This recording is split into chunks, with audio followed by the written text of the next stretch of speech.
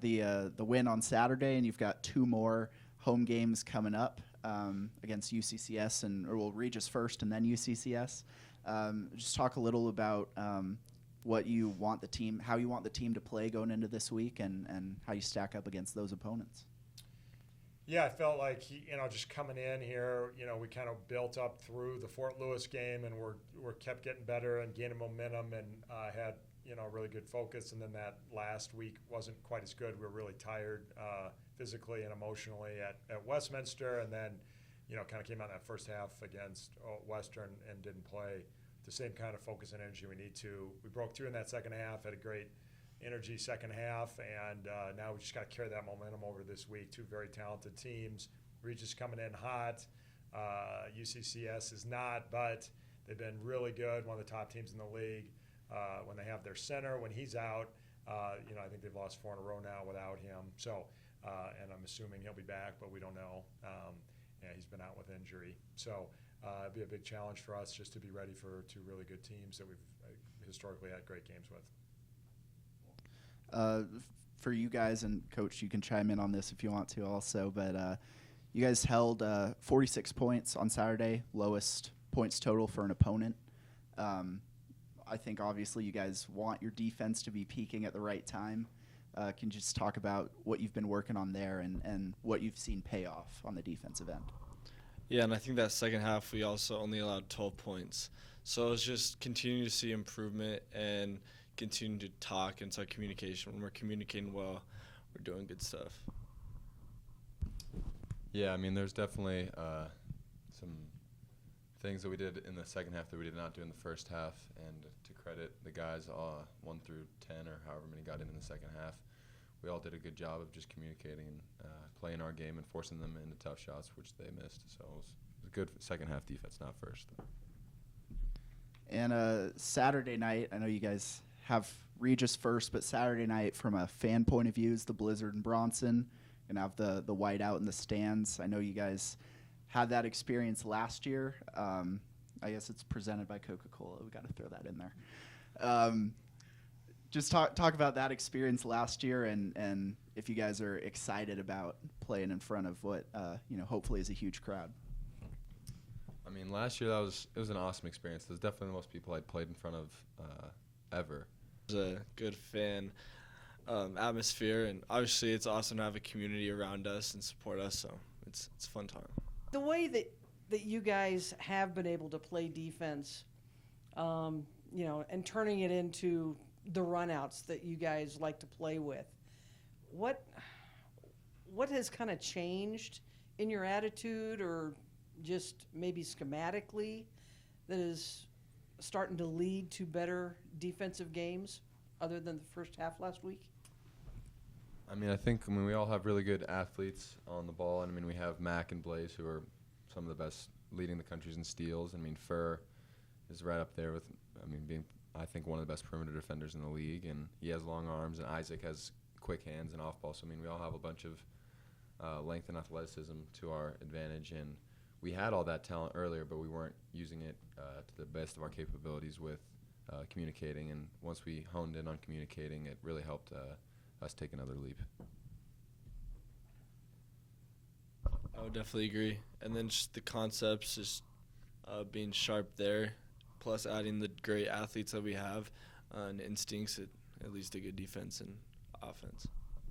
Yeah, I mean, every team kind of you're going to have some peaks and valleys through the season, and you had a little bit of a valley early, and then obviously you kind of hit a physical wall, a couple weeks ago. But now is the time that you kind of start building back up, and you kind of feel like everything's kind of working in the right order coming down the stretch?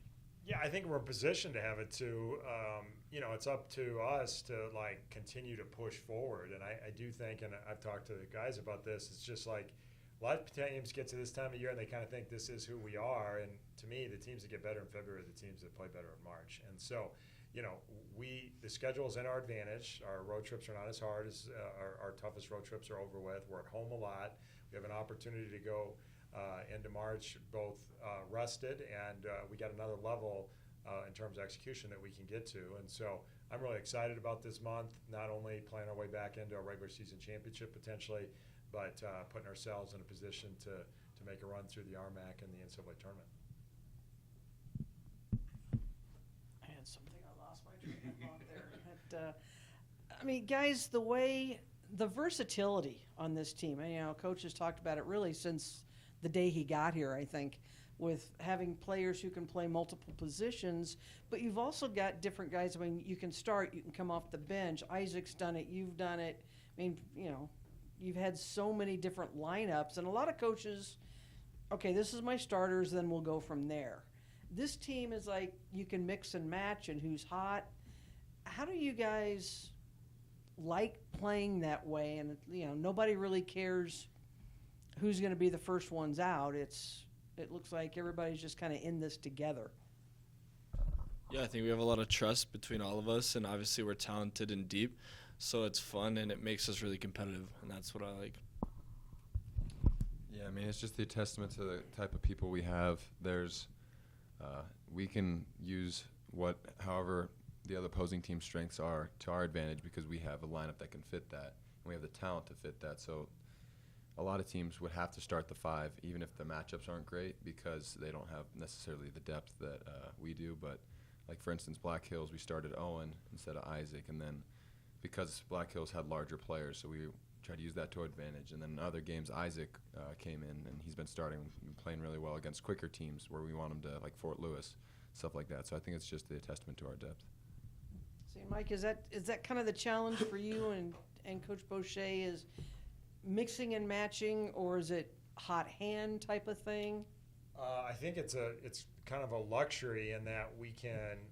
One is it's intentional. We do want to challenge guys. I do want Reece, coming off the bench a couple times. I want Owen starting a couple of times. Mick McCurry's a great example. Last year he didn't play in the first 2 NCAA tournament games, and then he did fit the game plan against Black Hills, and so then we utilize him when he hasn't played in the first 2 games in the biggest game of the year. And he came in and he performed admirably in that game. And so, we do want to challenge him throughout the year and not have it be this same routine. And then we get into a big game late and the guys aren't used to a game plan or aren't used to a rotation.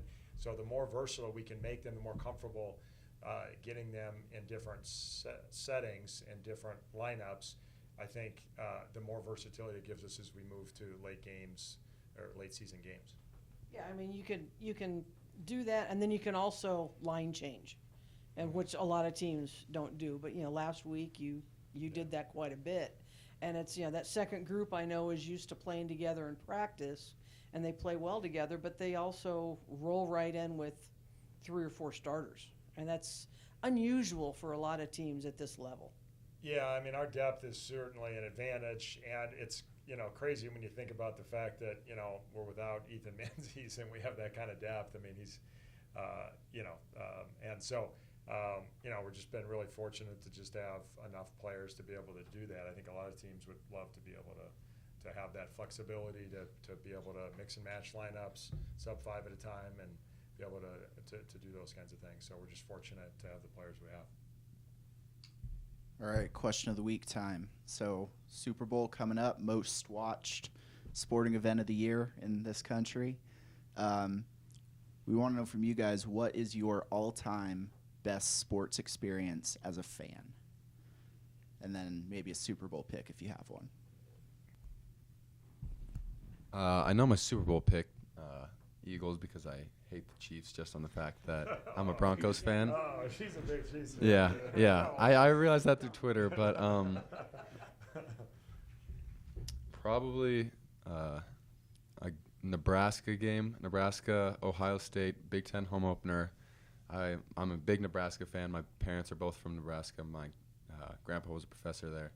So this is when Nebraska was pretty good, and hopefully they will be in hoping years. I'm still holding out hope, but they were down 28 points to Ohio State, and they came back to win. And I was at that game, largest comeback in Nebraska history. So that was probably my favorite moment as a fan. And I was like 8 or 9, so it was a good moment. Being a Broncos fan, Super Bowl 50 was fun. And then go Eagles, go Jalen Hurts. I like the story. I'm sorry, Patty. I'm going with the Chiefs. I'm not going against Mahomes, okay? And I got two real quick ones. The first one is this maybe 10 or 12 years ago. The Final Four was in Atlanta, and we got tickets to a practice round at the Masters. So we did the Masters in the morning and then drove back to Atlanta for the national championship game that night. So that's a pretty good sports day. And then probably my most memorable thing was Game 7 of the World Series when the Cubs won it. And I wasn't here for the 1908 one, so you should know which one I'm referring to.